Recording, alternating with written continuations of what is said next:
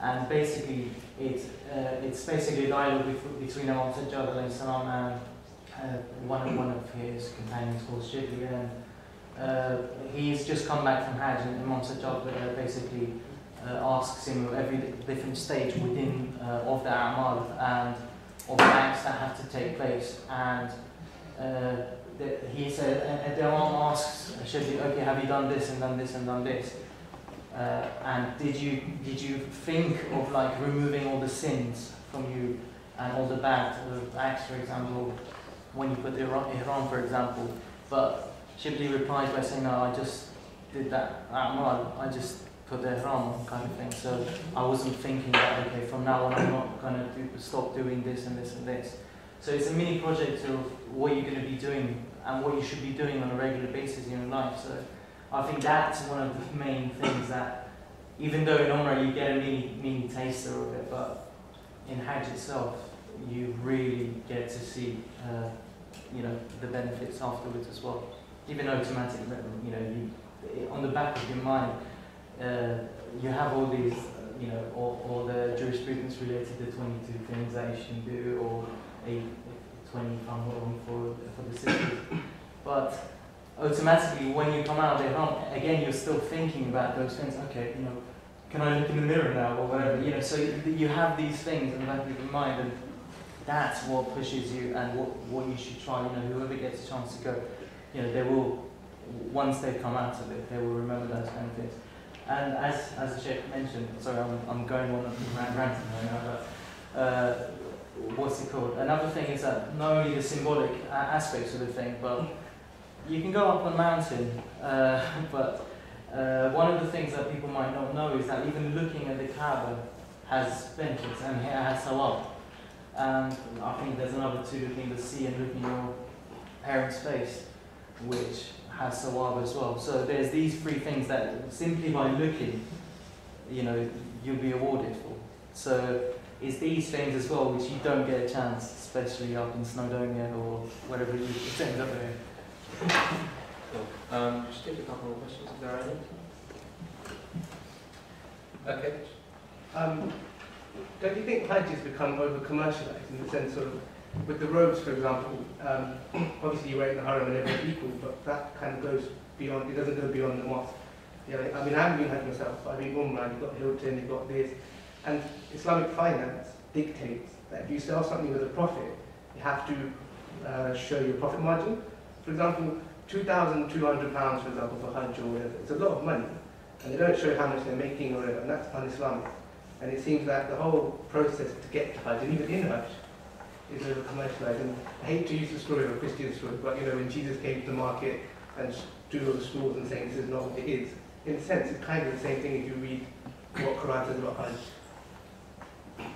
So your opinion. Go ahead. I do agree with you in the sense that yes, it has become over-commercialized. You're doing tawaf and you see these skyscrapers around you, if you look up, of course. And you see the king's palace is on one side, you've got all the fast food joints, all there. At the end of the day, it's up to you. You could walk in Oxford Street but not be distracted by the shops and glitter that's going around you. Or you could go there and you could be distracted.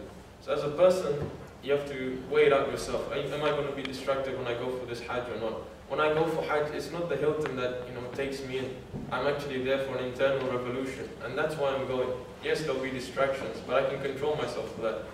As for it being commercialized, well, yes, this is what happened. This is what is happening, and it's not in our control as to say, for example, X who's having a hamla to go for Hajj, he shouldn't charge this much, he should charge this much. You've got groups charging 2,000, you've got groups charging 5,000, depending on where you want to stay. It's all up to you at the end of the day, and they can do what they want to do. But now that you've realized that, and we've realized that, alhamdulillah, we should also try and minimize our costs so that we have that struggle which is still there. On that point, however, we should never put anyone down who's actually going for these luxurious Hajj, what look luxurious. I'll tell you why. Some of us, let's say we have a background, we've been to third world countries, we're habituated and we're also accustomed to some things that happen there. A very simple example, right? The difference between a Western and an Eastern bathroom.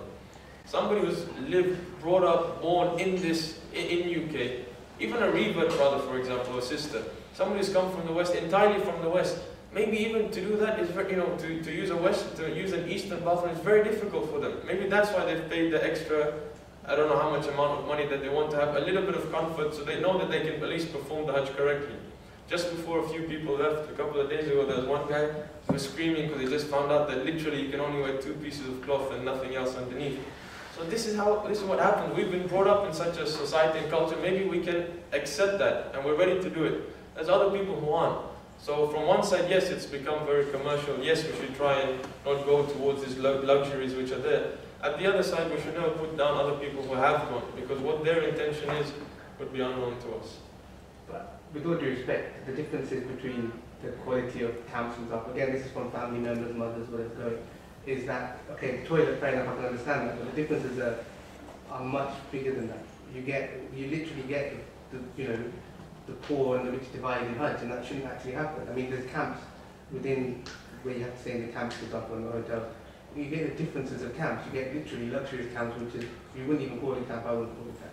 And then you get people who barely go there, walk half the way there, and from Yemen, for example, you get loads. So again, that shows that if you're paying £5,000 for Hajj, whereas someone else is literally getting there life and death, surely that's not right, and maybe it's actually wrong going in that sense at the beginning. Because if you look at what Islam says about finance, what it says about equality, then the Hajj is kind of not the same as before. Two things there. Firstly, for you and me, it's not acceptable because we've understood that. Yes, so for you and me now to go and pay 5k to go for Hajj is not acceptable. However, we can't judge others. I ask you, for example, what would you have told Prophet Sulaiman if you were alive at this time?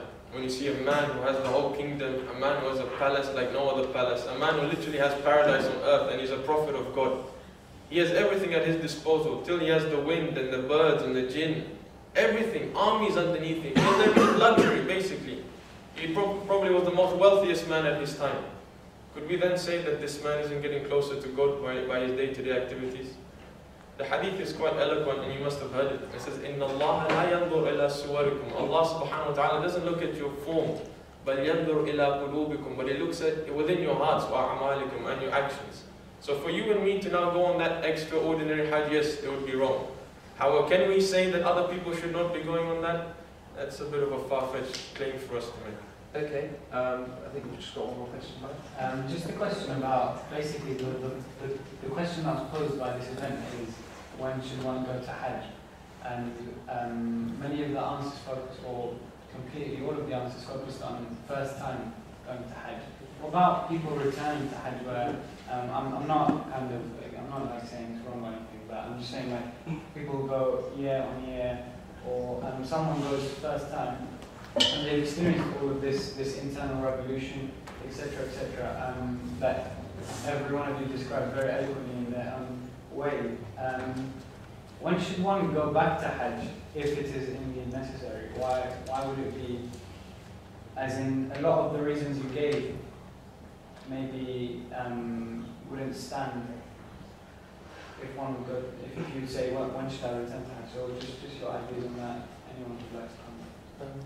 I mean, from my position, it's because, as I was saying, like, I'd like to supplement my spiritual side of things. Because when I first went to Hajj, it was a lot more just my own interpersonal development, my own character development, my own, even my mental well-being, everything about my own personality and character is what I managed to develop quite strongly in that time. But my understanding now of God, my understanding of my faith has changed drastically since I last went to Hajj. And it normally happens when you're late adolescence and you start thinking a lot about these things. And I can see that I've pretty much figured out where I stand in my faith, and I'd like to go to Hajj once more just to see Hajj through these new lenses that I've developed. But that's just my personal. Very similar. I think when I first came back, I was like, I'm not going until I'm married or 30, no way. And then as I started to develop over the next few years or whatever,